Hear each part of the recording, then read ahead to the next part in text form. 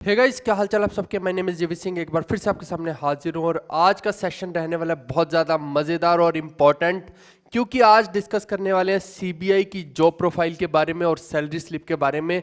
लेकिन आप यकीन मानिए कि पहली यूट्यूब पे ऐसी वीडियो होगी जिसके अंदर ये सभी पॉइंट्स हमने कवर कर दिए हैं। आप देखिए कि इतने पॉइंट्स किसी भी वीडियो में कवर नहीं है, क्योंकि इसके ऊपर पूरे 24 घंटे की मेहनत लगाई गई है। 10 लोगों से बात की गई है जो सीबीआई के अंदर काम करते हैं, कुछ हमारे स्टूडेंट्स हैं, कुछ हमसे भी बड़े लोग हैं, उनसे बात की गई। तो सबसे सारे का सारा डेटा कलेक्ट करके एकदम ऑथेंटिक वाला और रियल इंफॉर्मेशन आपके लिए लेके आए। गैस कंटेंट कुछ नहीं लेके आए कि कुछ भी आए और उठा के बता दिया। तो ये वीडियो वर्थ रहने वाली है। एक छोटा सा एग्जांपल आपको बताता हूं। मैं मान लीजिए कि आप एक गवर्नमेंट एम्प्लॉई हैं और आप अगर पूरी की पूरी इनकम अपने अकाउंट में से निकालते ही नहीं है और लगातार आप पूरे 1 साल तक ऐसे ही कर रहे हैं कि अपनी पूरी की पूरी इनकम भैया अपने अकाउंट में ही रखते हैं, 1 रुपया नहीं हिला रहे, तो भैया उस केस में होगा क्या आपके ऊपर? तो वहां पे आएगा सीबीआई का बहुत बड़ा रोल कि उस पर्सन के खिलाफ कुछ भी हो सकता है। हालांकि वो कोर्ट का इंटरफेरेंस के साथ होता है कि भैया तुम पूरी की पूरी सैलरी में से कुछ खर्च ही नहीं कर रहे हो, मतलब सारे के सारा तुम्हारा प्रॉफिट है और कमा किस लिए रहे हो। तो वहां पे कुछ एक रूल होता है। मैं मजेदार चीज आपको पहले बता रहा हूँ थोड़ी सी, कि 33% तो कम से कम आपका खर्चा होना ही चाहिए। उसके बाद जो बचा है उसको हम सेविंग में कंसीडर करेंगे। ये रूल होता है, नहीं तो फिर आपको पकड़ेंगे। कुछ इस तरह का होता है। बहुत सारी चीजें हैं इसके अंदर।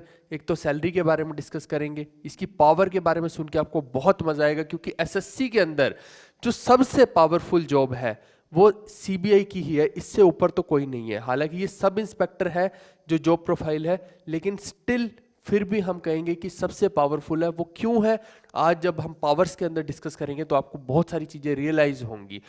फिर इसमें पर्क्स क्या मिलते हैं, प्रमोशन के क्या एस्पेक्ट्स हैं, किस लेवल तक बंदा प्रमोट हो सकता है, वर्क प्रोफाइल कैसी है, सच में काम इंटरेस्टिंग है कि नहीं है, और क्या किसी को अगर आगे फर्दर प्रिपरेशन करनी है उसके लिए ये जॉब सही है कि नहीं है।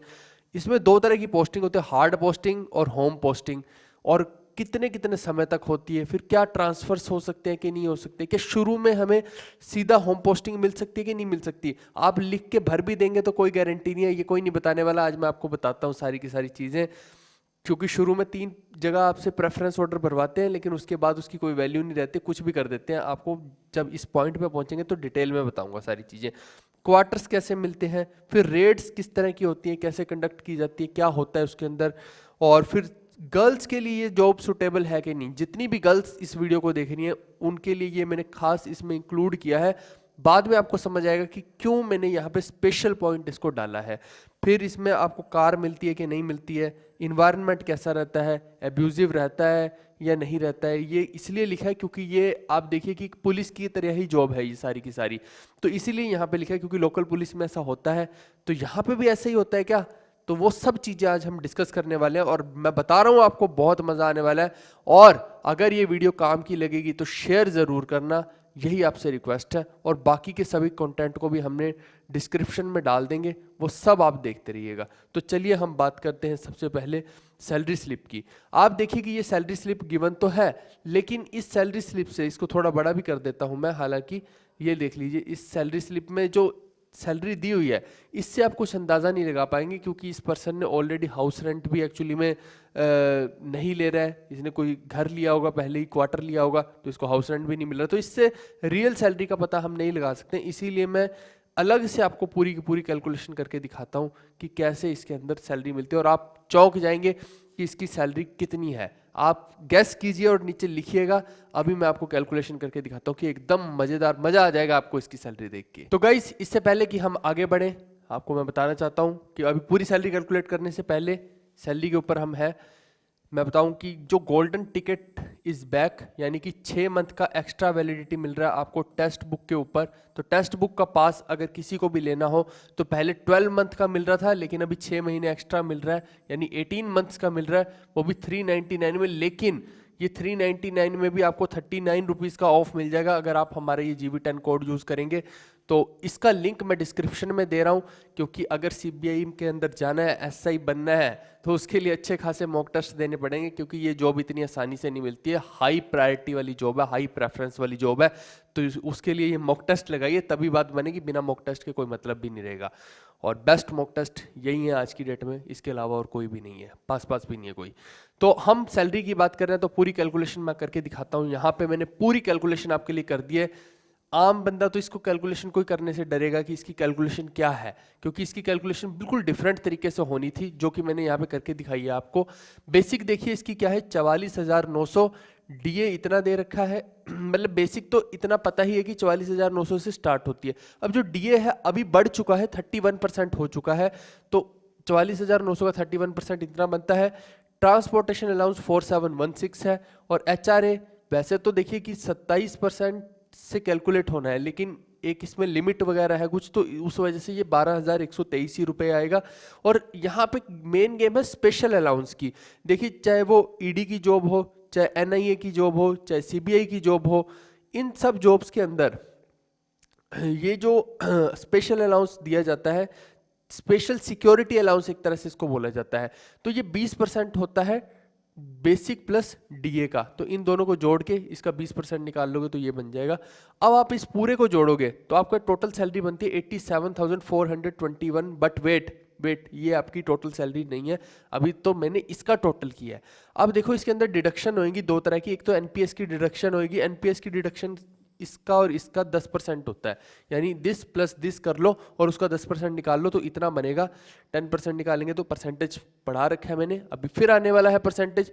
फ्राइडे को बहुत बड़ी अनाउंसमेंट होने वाली है, तो रेडी रहिएगा।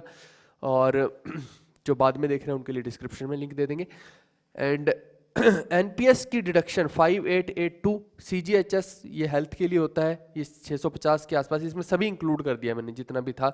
तो टोटल इन हैंड अगर इसके हिसाब से देखें तो 80,889, लगभग 81,000 बनती है। लेकिन अभी क्या है कि एनपीएस बाय गवर्नमेंट भी होता है, 140% होता है एक तरह से, यानी कि 100% अगर आप दे रहे हो तो 140% गवर्नमेंट जमा करती है, तो वो भी एक तरह से आपका ही पैसा है। तो इसका 140% यानी 1.4 इंटू दिस मल्टीप्लाइंग फैक्टर का यूज किया है, तो 8234 बना।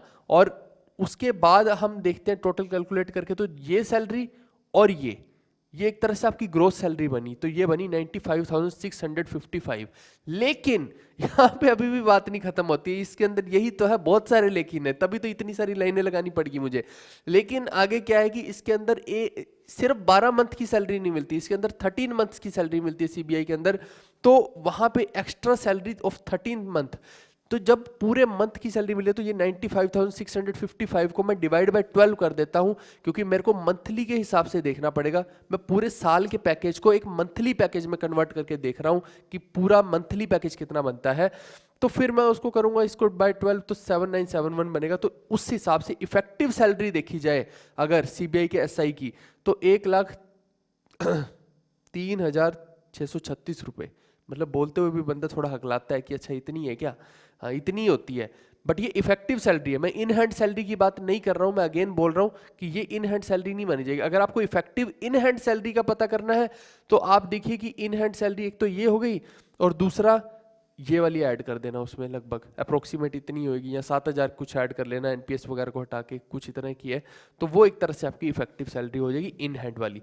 तो देखिए कि सैलरी का पार्ट हमने किया कंप्लीट। अब हम आएंगे नेक्स्ट पार्ट पे, जो है पावर। ठीक है, पावर के ऊपर आएंगे तो इसमें मैं दो पार्ट में करूंगा इसको, पावर और जुरिस्डिक्शन।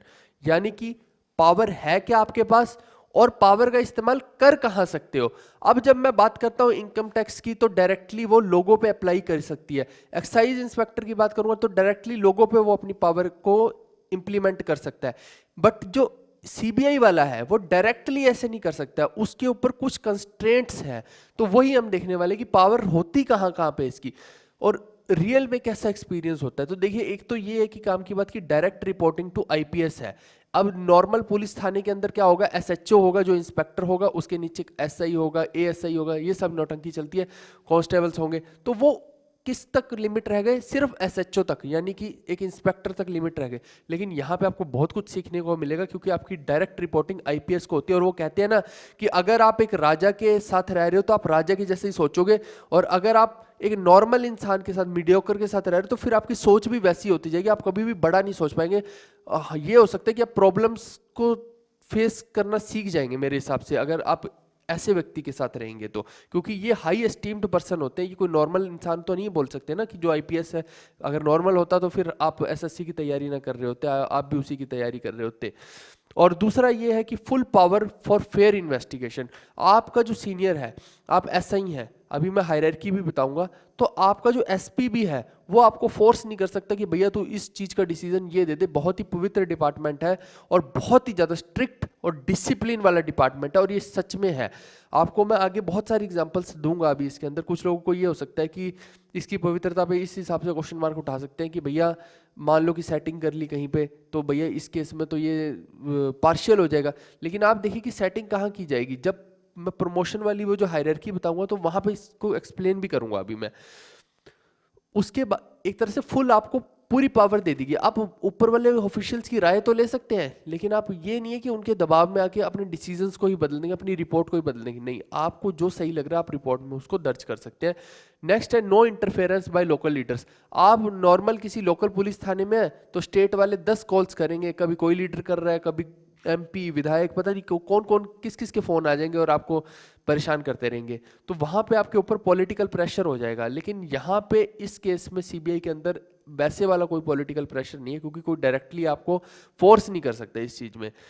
और जो ज्यूरिस्डिक्शन की मैं बात करता हूं, तो ज्यूरिस्डिक्शन में देखिए कि कहां कहां पे ये अपनी पावर को इस्तेमाल कर सकते। क्या ये हर बंदे पे इस्तेमाल कर सकते हैं? नहीं, ऐसा नहीं है। इनकम टैक्स वाला लोकल जो मतलब कि आम जनता है उस पर इस्तेमाल कर सकता है, एक्साइज वाला कर सकता है, लेकिन सीबीआई वाला ऐसे नहीं कर सकता। सीबीआई वाला कहाँ करेगा? पीएसयूज, भेल, सेल, गेल, ये जितने भी हैं ठीक है, गेल। तो उसके बाद ये कहाँ पे करेगा? बैंक्स के ऊपर अप्लाई कर सकता है। बैंक चाहे प्राइवेट हो चाहे गवर्नमेंट हो, दोनों पे।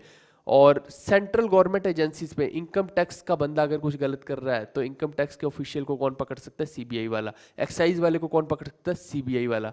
लेकिन अगर कोई बंदा इनकम टैक्स की चोरी कर रहा है तो क्या सीधा जाके सीबीआई वाला उसको पकड़ लेगा? ऐसा नहीं होगा। अगर वो जीएसटी की चोरी कर रहा है तो क्या सीधा जाके ये पकड़ लेगा? ऐसा नहीं होता है। हर चीज की हायरार्की बनी हुई है, हर चीज का एक एरिया बना दिया, जुरिस्डिक्शन एरिया बना दिया। तो यही तो ब्यूटी है हमारे पूरे के पूरे कॉन्स्टिट्यूशन की, कि कहीं पे भी पावर को सेंट्रलाइज ना किया गया, अलग अलग डिपार्टमेंट्स में बाइफरकेट कर दिया गया, ताकि कोई एक व्यक्ति के हाथ में पावर ना रहे। और ये वीडियो देखिए थोड़ी लंबी जाएगी, क्योंकि इसमें बहुत कुछ मैं एक्सप्लेन कर रहा हूँ। इतना डिटेल में कोई एक्सप्लेन नहीं करता, ना ही कोई इतना माथा मारता है। मुझे भी क्या जरूरत थी, मैं भी 2-4 चीजें बता के सैलरी से बता के निकल लेता, लेकिन मैं इतनी सारी चीजें आपके साथ डिस्कस करने वाला हूँ। नेक्स्ट है कि no jurisdiction to private person and state government employees. कोई स्टेट गवर्नमेंट के अंदर ऑफिशियल है तो उसके ऊपर इसकी कोई जुरिस्डिक्शन नहीं रहेगी, ना ही कोई प्राइवेट फर्म पे रहेगी, ना प्राइवेट पर्सन पे रहेगी। इसके लिए इसको कोर्ट से स्पेशल परमिशन से लेनी पड़ती है, तब जाके ऐसा होता है। ठीक है, तो अब बैंक्स के अंदर अलग केस है। बैंक चाहे प्राइवेट हो चाहे गवर्नमेंट हो, तब भी बैंक के अंदर ये कर सकते हैं, इनकी जुरिस्डिक्शन एरिया है। और फुल जुरिस्डिक्शन ऑन यूटीज। मैंने बोला कि पर्टिकुलर स्टेट पे के मैटर पे कोई इसकी जुरिस्डिक्शन नहीं है, सेंटर के मैटर पे रहेगी, सेंट्रल एजेंसीज पे रहेगी। लेकिन यूटी जो है, यूनियन टेरिटरीज, वहां पे इसकी फुल जुरिस्डिक्शन रहती है। ओके, ये हो गया हमारा पावर का भी कंप्लीशन। अब हम बात करते हैं थोड़ी सी पर्क्स की। पर्क्स की बात करते हैं। स्पेशल अलाउंस मिलता है, अभी मैंने बताया 1 मंथ की एक्स्ट्रा सैलरी मिलती है, ये भी अभी बताया। हाउस ट्रैवल अलाउंस मिलता है साल में एक बार, इसीलिए 1 लिख दिया गया।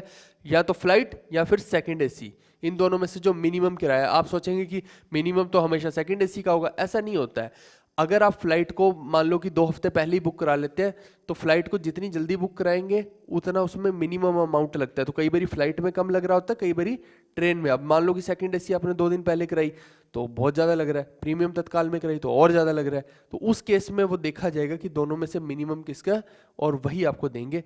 ऐसी एलटीसी मिलती है, ये सब मैंने बता रखा है, ये तो नॉर्मल सी बात है। एजुकेशन अलाउंस का भी बता रखा है कि 2 बच्चों का मिलता है 27,000 पर स्टूडेंट, तो इंटू 2 कर दो तो 54,000 रुपये मिलेगा। उसके लिए 2 बच्चे होने चाहिए और उसके लिए एक बीवी होनी चाहिए। ऐसे नहीं है कि आपका बच्चा एक है और आप 2 बच्चों के ले रहे हो, ये सब नौटंकी यहाँ पे नहीं होती है।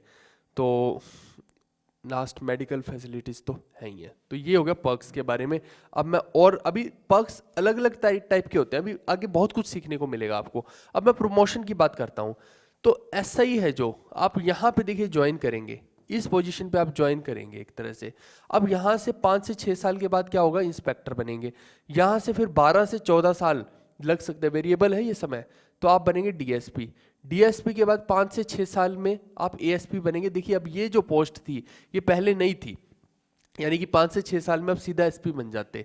लेकिन होता क्या है कि जो आपके यूपीएससी वाले लोग होते हैं, ये भैया बहुत शातिर होते हैं, ये हर जगह पे यही चीज़ करते हैं। ये क्या करते हैं कि जो यूपीएससी कैडर है उसके स्टार्ट होने से जस्ट पहले कुछ ना कुछ इंट्रोड्यूस करवा देते हैं, ताकि जो पीछे से चलते हुए लोग आ रहे हैं प्रमोट हो के, वो यहाँ पे बड़े आराम से मुश्किल से पहुँचे और वो ज़्यादा आगे तो जा ही ना पाए, मतलब यहाँ तक तो पहुँच ही ना पाए डीआईजी तक।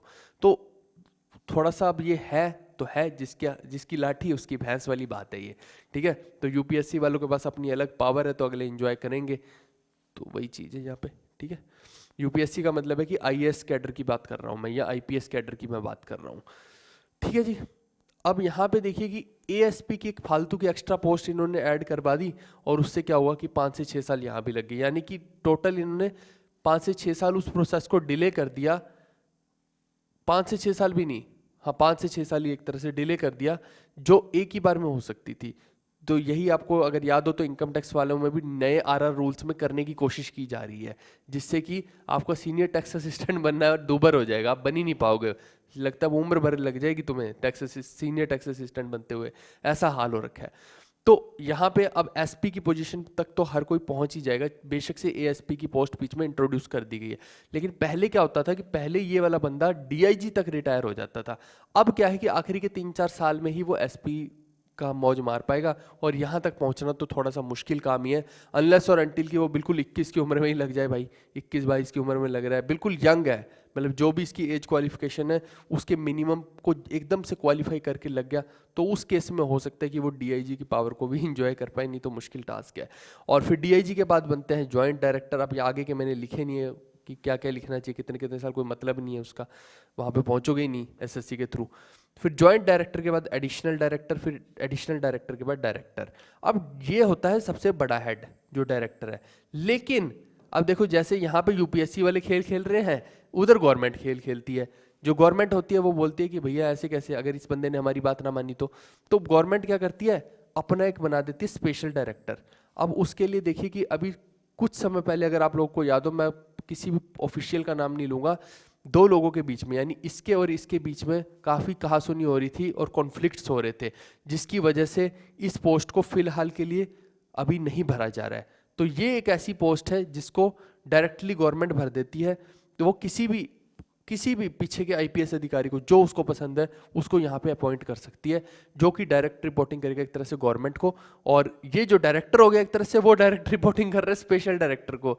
तो कहने का मतलब है कि इससे ज़्यादा पावर इसकी अगर हो गई तो आप समझ सकते हैं कि जो चीज़ हम संविधान में एक तरह से चाहते हैं कि एकदम से ये चीज़ बिल्कुल अलग सेपरेट बॉडी रहे, तो वो सेपरेट बॉडी कहाँ से रही, फिर ये कैरेक्टर इंट्रोड्यूस होने से कुछ भी हो जाता है। तो ये एक चीज़ हो जाती है, हालांकि शायद अभी इस चीज़ को ये वैकेंट रखा गया है।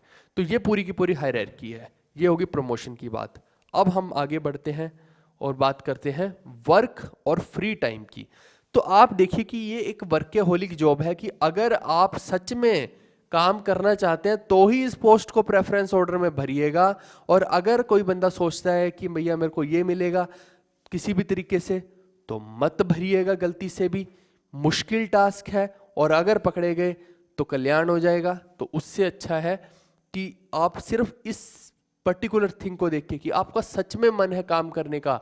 और यहाँ पे बिल्कुल भी वैसा नहीं है कि सरकारी जॉब लग गई और फ्री आप बैठे हैं, बिल्कुल भी ऐसा नहीं है। काम पे काम है, अच्छा खासा काम है, तो उसी बंदे के लिए जो सच में काम करना चाहता है। दूसरा, काम इसका इंटरेस्टिंग है, एकदम भी बिल्कुल ही भोंदू वाला काम नहीं है। बाकी जगह पे आप देखेंगे कि थोड़ा सा ऐसी बेकार सा भी काम मिल जाता है, लेकिन यहाँ पे अच्छा काम है, मज़ेदार काम है, मज़ा आएगा आपको अगर थोड़ा सा भी इंटरेस्ट है आपको। तो इन्वेस्टिगेशंस में डिसिप्लिन हाई है, जब एक तरह से पुलिस लेवल की जॉब होती है जिसके ऊपर आईपीएस अधिकारी होते हैं, तो आप समझ सकते हैं कि हाई डिसिप्लिन इसके अंदर चाहिए होगा। वर्क में एक्सटेंड 8 to 9 PM, यानी कि कभी कभी ऐसा भी हो सकता है महीने में 2-3 बार कि आपको रात को 9 बज रहे हैं, 8 बज रहे हैं, कितना भी समय हो सकता है, या सुबह जल्दी जाना पड़ रहा है, कोई कोर्ट की प्रोसीडिंग्स वगैरह है, तो दैट डिपेंड्स। ऐसी सैटरडे संडे होता तो ऑफ है, लेकिन आपको वो जो आपके सीनियर्स होंगे वो बोलेंगे कि भैया तेरे को एक महीने की एक्स्ट्रा सैलरी मिल रही है कि नहीं मिल रही है, तो चुपचाप से संडे को भी आ जा और सैटरडे को भी आ जा, तो कभी भी बुला सकते हैं। हालांकि वो कहते हैं कि अगर महीने में 4 सैटरडे संडे हैं तो कम से कम 2 में तो तुम आओ ही, क्योंकि कोई ना कोई काम करा लेते हैं। लेकिन that depends on your boss, कई बारी बॉस अच्छा होता है, कई बारी थोड़ा ख़राब हो जाता है, तो वैसा सा हाल है। No time for further preparation. अगर कोई बच्चा चाहता है कि आगे यूपीएससी की प्रिपरेशन करनी है या और कोई उसके बड़े बड़े सपने प्लान हैं, तो गलती से भी इस जॉब को मत लेना। और टफ लीगल इंग्लिश लैंग्वेज आपको सीखने को मिलेगी इसके अंदर, बहुत आसान नहीं रहती है, लेकिन यहाँ इस जॉब के अंदर आपको ये सीखने को मिलेगी, क्योंकि इन्वेस्टिगेशन की जॉब है तो मज़ा आएगा आपको, एक अच्छा खासा लेवल आपका इसके अंदर बन जाएगा। हमें अंग्रेजी नहीं आती है और यहाँ पे टफ लीगल इंग्लिश लैंग्वेज सीखने को मिलेगी, समझिए। तो ये हो गया वर्क और फ्री टाइम की बात। नेक्स्ट टॉपिक पे बात करते हैं हम कि hard posting versus home posting. ये बड़ा इंपॉर्टेंट टॉपिक है। इनिशियली क्या होता है कि आपसे पूछा जाता है, आपसे 3 प्रेफरेंस भरवाई जाती है। जब आप एसएससी में पूरा सिलेक्ट हो गए, सब प्रोसेस हो गई, तो आपसे 3 पोस्टिंग प्रेफरेंस भरवाई जाती हैं कि भैया तुम कहाँ कहाँ पे रहना चाहते हो, बिल्कुल ऐसे गोलू मोलू बना के। लेकिन ऐसा नहीं होता है कि वहीं पे ही तुम्हें डाल देंगे, ये डायरेक्टर की मर्जी होती है। अभी मैंने पोजीशन बताई ना, सबसे हाईएस्ट पोजीशन नीचे पर दिखाई थी डायरेक्टर, फिर उससे आगे स्पेशल डायरेक्टर। तो डायरेक्टर की मर्जी होती है कि आपको कहीं भी पोस्टिंग दे सकते हैं। एक बार ऐसे हुआ था, आई थिंक 2016 में शायद ऐसा हुआ कि डायरेक्टर ने बोला कि भैया हर बंदे को 2000 किलोमीटर दूर पे फेंकना है, मतलब बिल्कुल पास पास नहीं देना। कहने का ये मतलब है कि वो चाहता था कि दूर दूर एकदम घर के आसपास भी ना रहे। तो फिर उस केस में डायरेक्टर की यहाँ पे पूरी की पूरी इंटरफेरेंस रहती है, मर्जी रहती है, तो वो जहाँ पे बोलेगा वहीं पे आपकी पोस्टिंग हो जाएगी। अगर आपका लक अच्छा हुआ बाई चांस, तो आपका होम पोस्टिंग इनिशियली मिल सकती है। लेकिन उसके बाद ये भी है कि अगर आपका लक थोड़ा सा ख़राब हुआ तो आपको हार्ड पोस्टिंग मिल सकती है। हार्ड पोस्टिंग में कैसा रहता है, JNK रह गया, नॉर्थ ईस्ट स्टेट्स रह गई। अब यहाँ पे होगा क्या कि आप मिनिमम 3 साल अगर आप हार्ड पोस्टिंग में लगा लेते हैं, ध्यान दीजिए, मिनिमम 3 साल अगर यहाँ पे लगा लेंगे, तो आप एक तरह से एंटाइटल्ड हो जाते हैं एक ट्रांसफ़र के लिए। आप अपनी होम पोस्टिंग पे जाने के लिए एंटाइटल हो जाएंगे। आप एप्लीकेशन भर सकते हैं कि भैया अब मेरी होम पोस्टिंग कर दी जाए। तो ज़्यादातर केसेस में क्या होता है कि 1 साल के अंदर अंदर, यानी 3 साल कंप्लीट होने के बाद 1 साल के अंदर अंदर, कुल मिला के टोटल 4 ईयर्स हो गए, एक तरह से आपकी होम पोस्टिंग कर दी जाती है। इंटरनल होता है ये सारा कुछ, और सच में हो जाता है ऐसा। तो फिर अगर होम पोस्टिंग होगी तो वहाँ पे आप मैक्सिमम कितना समय रह सकते हैं रेगुलरली, रेगुलर सर्विस में 7 साल तक रह सकते हैं। लेकिन 7 साल के बाद फिर आपको पोस्टिंग चेंज करनी ही होगी, आपकी कहीं ना कहीं बदली होगी ही होगी, ये फॉर श्योर है। और ऐसे ही आप अपनी होम पोस्टिंग में अपने घर के पास केवल 14 ईयर्स तक रह सकते हैं। यानी कि 7 साल आपने अपने घर में गुजारे, पोस्टिंग आपके घर में हुई, उसके बाद मान लो कि 2-3 साल के लिए या 5 साल के लिए, 6 साल के लिए कहीं और कर दिया आपकी पोस्टिंग, और फिर आप दोबारा वहाँ से अपने घर पे वापस आना चाहते हो, तो फिर आप सिर्फ 7 ईयर्स के लिए और आ सकते हो। टोटल 14 ईयर्स तक आप अपने घर में इंजॉय कर सकते हो, उसके बाद आपको बाहर ही रहना पड़ेगा। तो ये आपको देखना है कि जब आप बन जाओगे तो क्या करना है क्या नहीं करना है। ऐसी कुछ स्पेशल कंसीडरेशन बाय डायरेक्टर होती हैं कि अगर किसी का केस कुछ ऐसा है कि घर में सिर्फ एक ही बच्चा है, मम्मी बहुत बीमार रहती है, कोई यहाँ बहुत ज़्यादा इमरजेंसी कंडीशन है, तो वो 6 महीने के अंदर अंदर भी पोस्टिंग कर देते हैं। बट उसे डायरेक्टर के सामने जाना पड़ता है, लिखित रूप में देना पड़ता है, और ऐसा सच में होता है इसके अंदर, CBI के अंदर। तो वो कर देते हैं, डायरेक्टर के पास इतनी पावर है यहाँ पे। और फिर एसोसिएट पोस्टिंग्स में ये रहता है कि यहाँ पे थोड़ी सी दिक्कत रहती है कि मान लो कि आपकी होम पोस्टिंग तो कर दी, लेकिन कई बार क्या होता है कि आपको एसोसिएट कर दिया जाता है किसी दूसरी स्टेट्स के CBIs के साथ, और वहाँ पे फिर उनके साथ आपको काम करना पड़ जाता है। वहाँ पे लोग बहुत परेशान होते हैं और रोते हैं कि भैया ये क्या, मेरी फैमिली यहाँ रह रही है, अब मैं वहाँ पे जाऊँगा टपक के, पोस्टिंग जबकि यहाँ है। तो ये कुछ कुछ चीज़ें ऐसी हैं जो थोड़ी सी ख़राब हैं यहाँ पे। वही मैंने बोला कि वर्कहोलिक रहना पड़ेगा, आपको दूर दूर भी पटक सकते हैं कहीं भी और कभी भी। तो ये चीज़ आप ध्यान रखिएगा। इसीलिए दिल में अगर वो देश के लिए काम करने का जज्बा है तो ज़रूर जाइए, और अगर वही वाला सरकारी नौकरी वाला 9 से 5 लंच ब्रंच वाली चीज़ है कि एंजॉय करना है, तो फिर उस हिसाब से मत सोच के जाना, काम करने के हिसाब से जाना। नेक्स्ट हम डिस्कस करते हैं क्वार्टर्स का। तो क्वार्टर्स में क्या है कि 2 BHK के क्वार्टर मिलेंगे, स्पेशियस काफ़ी होते हैं, वेल मेंटेन्ड होते हैं। कई जगह पे नए क्वार्टर्स भी बनते हैं, तो वहाँ पे आपको न्यू क्वार्टर्स अलॉट हो जाते हैं, तो इसमें कोई इशू है नहीं है। और अगर क्वार्टर्स की जैसे बड़ी बड़ी सिटीज़ हैं तो वहाँ पे दिक्कत आती है मेट्रोपॉलिटन सिटीज़ में, तो फिर तो आपको एचआरए ही लेना पड़ेगा और बाहर कहीं आपको अरेंजमेंट अपना करना पड़ेगा। और क्वार्टर्स वगैरह में देखिए यूजुअली ऐसा रहता है कि अगर कुछ भी चीज़ ख़राब हो जाती है, पंखा ख़राब हो गया, लाइट ख़राब होगी, बल्ब भी ख़राब हो गया, तो भी वो लोग आके चेंज करके जाते हैं। ठीक है, तो वो डिपेंड करता है, अलग अलग जगह सिचुएशनल है ये सब कुछ। इसके अलावा नेक्स्ट बात करते हैं, थोड़ी सी रेट्स की बात करते हैं जिसमें आपको मज़ा आता है ऐसी चीज़ों में। सबसे पहले ऐसा है कि भैया क्या सीबीआई के पास ऐसी पावर है कि वो कहीं भी मुंह उठा के जाए और रेड कर दे, रातों रात रेड कर दे, खड़े खड़े रेड कर दे कहीं भी? क्या ऐसा होता है? बिल्कुल भी ऐसा नहीं है। ये सिर्फ और सिर्फ हमारा वहम होता है और सपनों में ऐसा होता है। और फिल्मों में आपने देखा होगा कि कभी गद्दे फाड़ रहे हैं, कभी क्या कहते हैं, दीवारें तोड़ रहे हैं, पता नहीं धरती का सीना फाड़ के उसमें से सोना निकाल रहे हैं, पता नहीं क्या क्या करते हैं। बट फिल्मों में और रियल लाइफ में बहुत फ़र्क होता है। वो जो लोग जाते हैं वहाँ पे रेड करने, वो कोई मूर्ख तो है नहीं, बेवकूफ़ों की तरह नहीं रेड की जाती है। ये नहीं कि हर गद्दे को फाड़ फाड़ के देख रहे हैं, कहीं पे सस्पेक्ट होता है वहीं पे जाके बोलते हैं कि हाँ इसको चीर फाड़ करके देखो, अदरवाइज ऐसा कुछ नहीं किया जाता है जो नौटंकी फिल्मों में दिखाई जाती है। और दूसरी बात कि अगर आपको रेड करनी है तो आपको कंप्लीट परमिशन कोर्ट से ही लेनी पड़ेगी हर रेड के लिए। ऐसे नहीं कि आपकी मर्जी आई और आपने रेड कर दी किसी, फिर तो आप पर्सनल खुंदक ही निकालते रहोगे लोगों पे। तो कोर्ट की परमिशन के साथ ही इसके अंदर रेड कर सकते हैं। नेक्स्ट है multiple raids in case of multiple properties. मान लो कि कोई बंदा है, उसके 5 प्रॉपर्टीज हैं, 5 घर हैं मान लो, तो जब सीबीआई रेड करेगी ना, पांचों घर पे एक साथ रेड करेगी। है ना ये मजेदार चीज?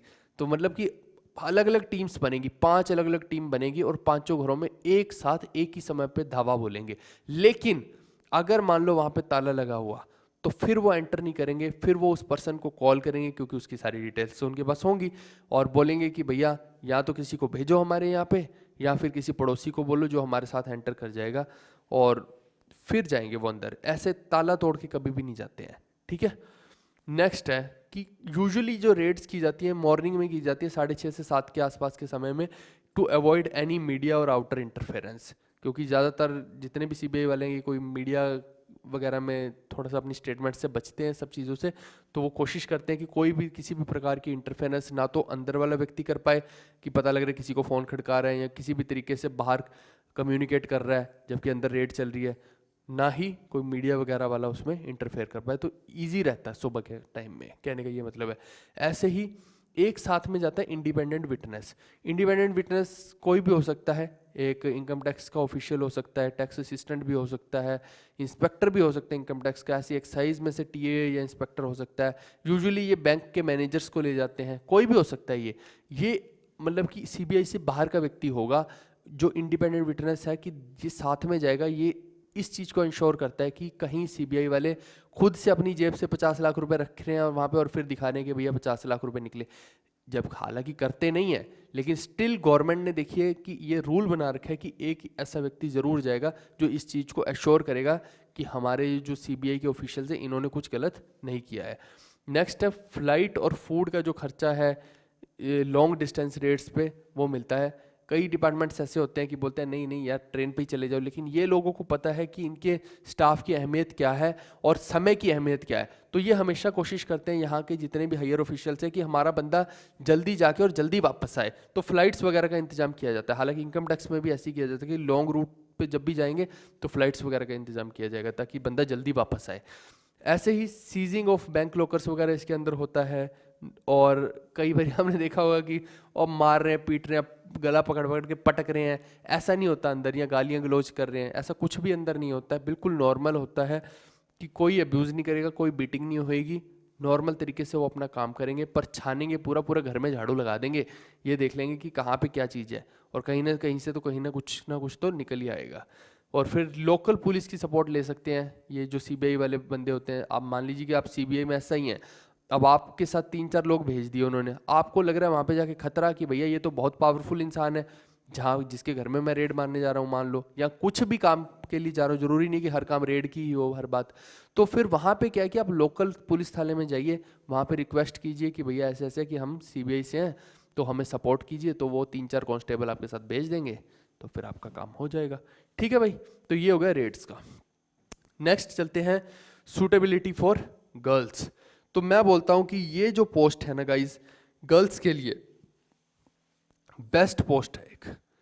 आपको मैंने एमईए वगैरह के बारे में भी सब बताया था कि एएसओ के बारे में भी बताया था सब कि क्यों वो बेस्ट है, लेकिन ये भी बहुत ही बेस्ट है और उससे भी बेस्ट है मैं तो बोलता हूँ। कैसे बेस्ट है? एक तो देखिए डेस्क वर्क दिया जाता है लड़कियों को, दूसरा फील्ड में बिल्कुल रेयर चांस है कि उनको भेजेंगे, इस चीज़ की लीनियंसी है उन्हें, अनलेस और अनटिल कि वो कोई गलत नहीं कर रहे, कोई ब्राइबरी के केस में फंस रहे हैं या कुछ ऐसा, तो उनको हार्ड पोस्टिंग भी दी जा सकती है। नहीं तो क्या होता है कि होम पोस्टिंग ही मिलती है और फिक्स्ड ऑफिस आवर्स होते हैं। जैसे अब लड़के होते हैं, इनको बोलते हैं कि भैया तुम्हें 8 बजे तक भी रुकना पड़ सकता है, 9 बजे तक भी, 10 बजे तक भी, लेकिन लड़कियों को जो भी टाइमिंग होता है, अगर 9 से 5 का टाइम है, जो भी टाइमिंग है, मेरे को टाइमिंग का नहीं पता इनकी का, तो जो भी अगर 9 से 5 है तो 9 से 5 के बीच में ही वो रहेंगी, उसके बाद वो घर चली जाएंगी। ऐसा नहीं कि उनको ज़बरदस्ती वहाँ लेट तक रोका जा रहा है, ठीक है, क्योंकि गर्ल्स का केस थोड़ा अलग होता है, आप भी समझदार हैं इस चीज़ के लिए। तो वो एक लीनियंसी है, और होम पोस्टिंग का तो एक है ये बहुत बड़ी लीनियंसी। तो लड़कियों के लिए ये पोस्ट, कुछ लोग ये बोलते हैं कि शायद सीबीआई की पोस्ट इतनी अच्छी नहीं है, मत जाना लड़कियों को, बहुत टफ है।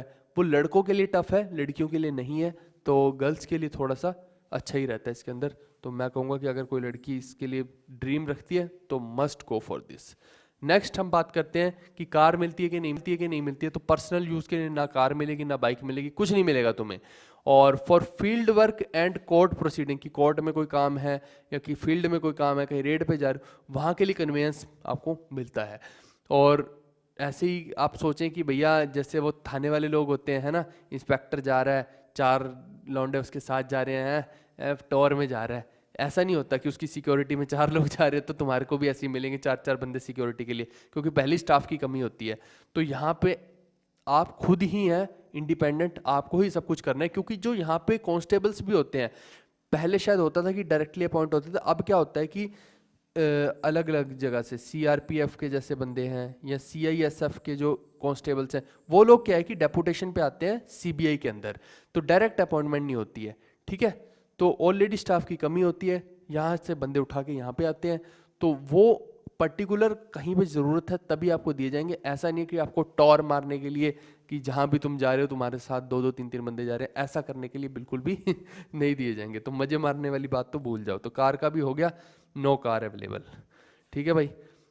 तो अब्यूजिव इन्वायरमेंट की बात करें तो जब भी हम देखिए लोकल थाने की बात करते हैं तो वहाँ पे देखिए कि गाली गलौज से बात होती है, बहुत ज़्यादा अजीबोगरीब रवैया रहता है, आपको भी मालूम है, आप तो समझदार हैं, आपको पता है अपनी लोकल पुलिस कैसी होती है, ठा ठा ठा कर देती है, ठीक है। और मम्मी डैडी पापा बहन इन सब की जो गालियाँ होती हैं ये तो नॉर्मल होती हैं उनके लिए।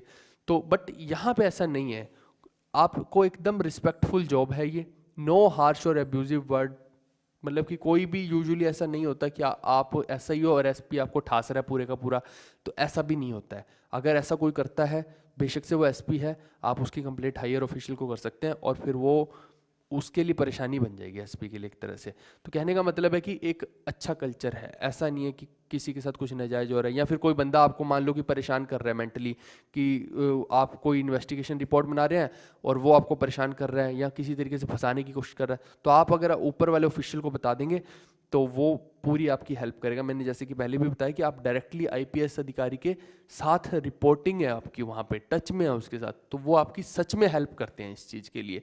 तो आप भी अपने आप को आईपीएस से कम मत समझना इस पोस्ट में जाके, क्योंकि जब आप एक राजा के साथ रहते हैं तो यार राजा वाली फीलिंग तो, रॉयल फीलिंग तो आएगी ही आएगी ना। और जब आप एक रॉयल पर्सन के साथ हैं तो आप भी उस ना चाहते हुए भी अनजाने में आप उसकी पावर का कहीं ना कहीं फ़ायदा ज़रूर उठाते हैं, और ये एक प्रिविलेज है, ठीक है। वो आपके ऊपर डिपेंड करता है कि आपके किसी के साथ टर्म्स एंड कंडीशन कैसे हैं, रिलेशन कैसे हैं। और वही मैंने बोला कि वर्क कल्चर अच्छा है। तो कुल मिला के ये पूरी की पूरी थी सीबीआई सीबीआई सीबीआई, ठीक है, जिसके बारे में ड्रीम लोग देखते हैं। तो एक अच्छी खासी तगड़ी पोस्ट है मेरे हिसाब से, पूरी की पूरी ये डिटेल्ड इतनी लंबी वीडियो में मैंने सब कुछ कवर कर दिया है। अगर फिर भी कुछ रह गया है मेरे दोस्त तो मुझे माफ़ करना, इतनी बड़ी डिटेल में तो वैसे किसी ने कवर नहीं किया है। फिर भी कमेंट बॉक्स में कमेंट कर देना, तो आपको मैं ट्राई करूँगा रिप्लाई देने की। डिस्क्रिप्शन में मैं टेक्स्ट बुक के मॉक का भी लिंक दे दूंगा जो आप ले सकते हैं, जिसके अंदर 6 मंथ्स की एक्स्ट्रा वैलिडिटी मिल रही है। और मैं एमबीए की पोस्ट का भी डिस्क्रिप्शन में लिंक दे दूंगा। बाकी सभी इंपॉर्टेंट स्ट्रेटजीज का, टाइम टेबल का, सबके लिंक मैं डिस्क्रिप्शन में डाल दूंगा, आप जाइएगा और उन वीडियोस को देखिएगा और एंजॉय कीजिएगा। Bye bye, take care, see you, love you all. और यहाँ पे एक सब्सक्राइब का बटन आ रहा होगा, सब्सक्राइब कर लेना और शेयर ज़रूर किया करो वीडियो को। Bye bye guys.